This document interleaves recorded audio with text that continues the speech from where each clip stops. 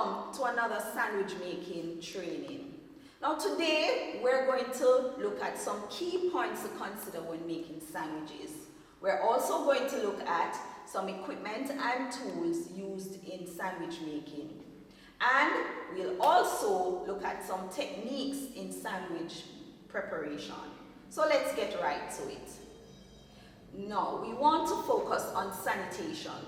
When you're doing cold sandwiches, you have to ensure that all the ingredients are properly prepared, your vegetables, etc. are washed and properly drained, your utensils and work surfaces are clean, so we don't have contamination of our sandwiches. So that's very important. Now when you're making sandwiches also, you have to consider the occasion for the sandwiches. So if you're going to have a cocktail party and you're going to use your sandwiches, you want nice, small, dainty sandwiches. If you're going to have your sandwiches as part of your lunch, then they don't necessarily need to be very small, and you may not have to cut the crusts off. But we want to ensure that our sandwiches are nice and fresh, and so we always say keep your sandwiches covered. Use cling wrap to wrap them, to encase them, and make sure that the moisture is not lost. Also, you may also choose to place them in an airtight container, and that will also help to keep the freshness in.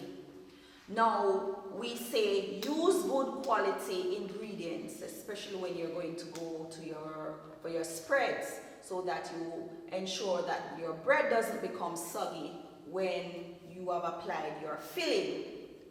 Now, for those ingredients that you know will require pre-preparation, ensure that is done before you start, so there is a smooth process in creating your various sandwiches. Use appropriate and affordable garnishes so that your sandwiches look very appealing and delicious and colorful, because color also attracts the eyes and makes it more appealing. Now, we are going to move into some of the equipment used in sandwich making, and we want to highlight just three.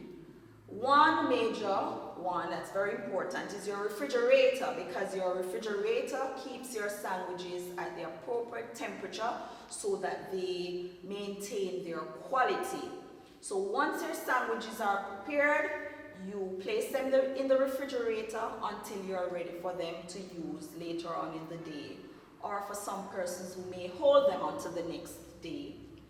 Now, if you're having large functions, a party, etc., depending on the number of persons you're having, an electric mixer now comes handy in preparing your creamed fillings. So that's one of the things that are important when you're doing large functions. Also, for those who may be doing hot sandwiches, a sandwich maker can come in handy if you're going to be doing your grilled cheese sandwich, etc. That's also one of the equipment that becomes important for you. Now we're going into our different tools and utensils and items used in your sandwich making. One, our knives. And our knives need to be sharp so as to ensure neat cuts of bread and filling. We are going to show you some of these things.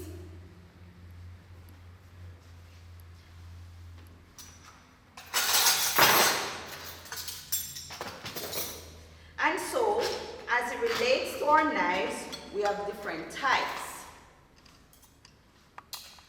Our sharp knife that we use for cutting. We have our bread knife that has a serrated edge that helps to easily cut your bread into various shapes. We also have what is called a paring knife that helps to create your different garnishes when you're making your rolls and your flowers, etc. We have what is called a spreader that we use to apply our filling to the bread or your spread to your bread. Outside of this, we can use a regular dinner knife. Some other tools that we use, a wooden spoon, especially where we're creaming our mixture for our filling. Example, your cheese, which we'll use later on in our series. We'll also utilize our spoon, small spoon. This is a cereal spoon that we use to mix our ingredients. Spatula, and these come in different sizes, shapes, and color. Doesn't matter as long as it is the appropriate size for you. This helps to scrape away the mixture from the bowl. And we also have our Fulton. A small Fulton helps in the handling of your sandwiches. So reduces using your hands and reduce the likelihood of contamination also. Now when you are following a recipe, then weighing and measuring is important. And so your measuring cups and your measuring spoons are important, along with your food scale. So you weigh and measure your ingredients for your recipes. Now we also have what we call our serrated vegetable cutter, which is good when we're also preparing garnishes for our sandwiches.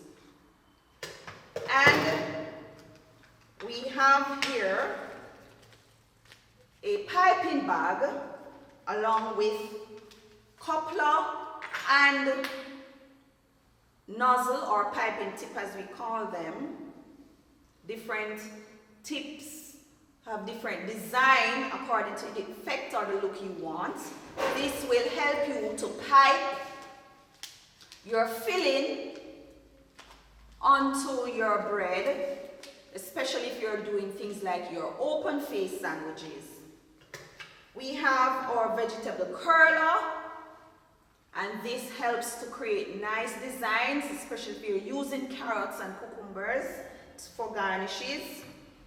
In terms of molding, we have our different cutters, cookie cutters, different materials, different shapes, different sizes, depending on the desired effect that you want to have for your sandwiches. Now, we also need to have our rolling pin. So if you're going to create your pinwheel sandwiches, your roll-ups, etc., this is important, your rolling pin. Now we also have different types of picks. We have a wooden and plastic picks, and they also come in an assorted color or plain if you want. So depending again on the look that you want or the purpose, then you'll use any of these that you require. You may also have skewers if you're making certain types of sandwiches,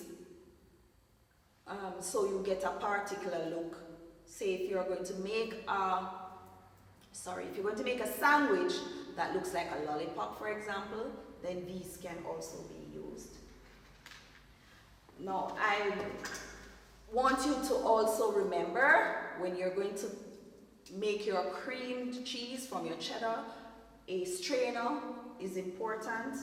You rub your cheese through the strainer or other ingredients. We also utilize various bowls. They may be glass or plastic, and also of different sizes, so we can create or mix our fillings and also to store different ingredients in. We have colander. We are going to be washing and draining our vegetables, then a colander is important. And of course, we're going to be cutting bread and also our vegetables, and so your cutting boards become important also. Now, as I mentioned earlier, you will need cling or plastic wraps to wrap your sandwiches to keep the moisture in, or a food container with a lid to enclose your sandwiches, tight lid so that the moisture isn't lost. Now also we must mention our various towels or dish rags